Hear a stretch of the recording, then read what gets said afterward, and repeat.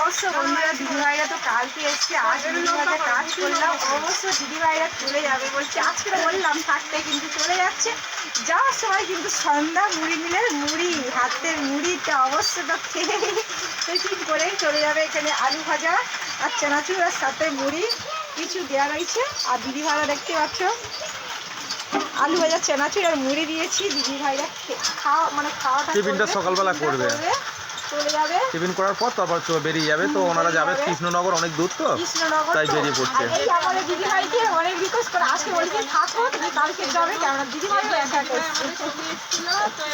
তা যাই হোক বন্ধুরা, এই যে আমি মুড়িটা তো সকাল থেকে কাজ করছি না, প্লিজ তোমাদেরকে আজকে আমি কাজের ভিডিওটা অতটা দেখাতে পারলাম না, যেহেতু দিদিরা এসছে।